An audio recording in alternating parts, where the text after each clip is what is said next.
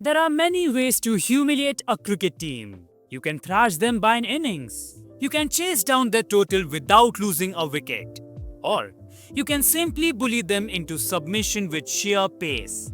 But Malcolm Marshall, the genius that he was, decided to take it one step further. He chose mathematics. Yes, on this day, the famous approximation of pi appeared in a bowling analysis for the first and only time in cricket history. Having already conquered them countless times, Marshall finally reduced them to a fraction, quite literally. And the best part? He did it without breaking a sweat and with a smile that probably said, "Gentlemen, prepare yourselves. This won't take long." Now, let's rewind a bit. It was the late 1980s, and the mighty West Indies were, well, maybe not as invincible as they once were, but still very much the world's #1 team. They hadn't lost a series since 1979-80, and even though the great names were slowly fading, new giants were stepping in. Courtney Walsh, Winston Benjamin, and a new kid who was taller than the Old Trafford floodlights, Curtly Ambrose. England, on the other hand, were in the kind of sorry state that would make even the tea taste bitter. They had just about enough batsmen to fill a scorecard, but not enough to fill the scoreboard. Their only hope was the weather, which in Manchester, to be fair, is usually their best opening bowler. The series was tilted West Indies' way. They were already 1-0 up, and this was the third test at Old Trafford. England had managed to draw the first test, and someone in the dressing room probably thought, "Hey, maybe we can actually compete." Spoiler alert, no, they could not.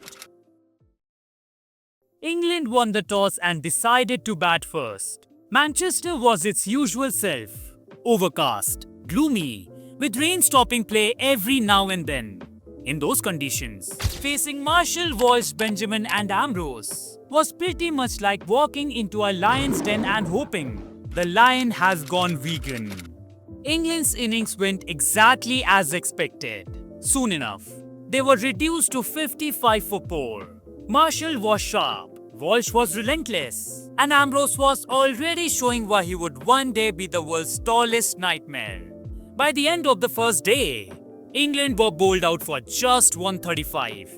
Marshall, surprisingly, wasn't the main destroyer yet. He took 2 wickets for 19 runs from 12 overs. Solid, but nothing compared to what was coming. The English batsmen might have thought they had seen the worst. They were wrong. They hadn't even met the monster yet. West Indies came in to bat, and England's bowlers actually tried. They had the visitors struggling at 187 for 5. At that point, English fans were probably thinking, maybe, just maybe, we are back in it. But then Jeff Dujour and Roger Harper stitched together a partnership that drained every ounce of hope. The rain came back on day 4, washing away the morning. When play resumed, Marshall even enjoyed a brief hit with the bat, scoring 43. Before Viv Richards said, 249 runs ahead is enough. Let's give Marshall the ball again. I'm sure he's hungry. But little did England know, this was not hunger. This was a full-course buffet of destruction. England began their second innings with faint hopes of a draw. 6 for no loss. Things didn't look disastrous. But then, Marshall got Graham Gooch with a classic in-swinger. Gooch, England's best batsman, trapped LBW. 1 down. Next came Mike Gatting. Marshall served him a good length ball. Gatting nicked it to the slips. And suddenly, England were wobbling. By stumps on day 4, England was 60 for 3, with Marshall already having 2 wickets. The English thought, if the weather holds, maybe we can save this. The weather did hold, but their batting did not. Contrary to expectations, the sun finally decided to show up on the final day. For England, this was not good news. This was the cricketing equivalent of the doctor saying, "Good news, the surgery went well. Bad news, it was on the wrong patient." Marshall came steaming in, and what followed was artistry. No bouncers, no wild aggression, just relentless precision, hitting the same spot over and over again, moving the ball just enough, like a puppeteer controlling the strings of terrified English batsmen. David Gower, elegant as ever, tried to resist, but Marshall kept beating the edge until finally Gower chased the ball outside off and gave Richardson the easiest of catches. David Capel came in next. He managed to get a tiny inside edge onto his pads, and the ball popped up nicely for Atherton. 4 wickets for Marshall. England was 73 for 5 and sinking faster than the Titanic. Paul Downton was next. Marshall got one to rise wickedly off the seam, and Downton could only edge it to Harper. Then came Phil DeFreitas. Same story, same result. Another edge, another catch for Harper. Finally, Graham Dilley, the last line of defense. Marshall didn't bother with setup deliveries anymore. He went straight through him. Off stump gone. And Dilley's expression? Let's just say it was the look of a man who realized he should have stayed home and watered his plants. England were all out for 93. The last 7 wickets had fallen for just 33 runs, 6 of them to Marshall. The scorecard was a disaster, but the bowling figures? Oh, they were a work of art.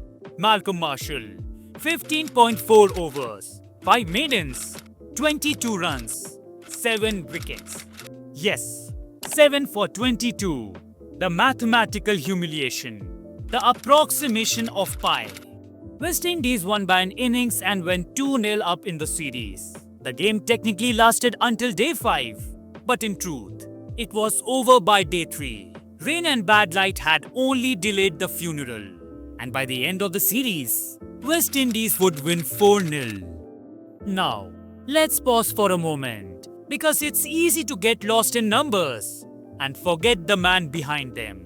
Malcolm Marshall wasn't just quick, he wasn't just skillful, he was the perfect fast bowler. At only 5'11", he didn't have the towering frame of Ambrose or Garner, but what he lacked in height, he made up for with genius. He could swing the ball both ways at high pace, he could cut it off the seam, and when needed, he could unleash bouncers that came at your head like guided missiles. So, what did this spell mean for England? It was yet another reminder that the 1980s belonged to the West Indies. For cricket fans, it was a lesson in fast bowling mastery. And for the statisticians, it was a beautiful little joke. The only time pi appeared in a bowling analysis. So, next time someone talks about pi being 22/7, don't think of mathematics. Think of Malcolm Marshall, the man who turned England into a math lesson. So guys, that's it for today's video. If you want to see how Malcolm Marshall destroyed England with the broken hand, or how Clive Lloyd won the World Cup in 1975, click on the videos being displayed on your screen. Don't forget to like, share and subscribe to my channel for more videos like this.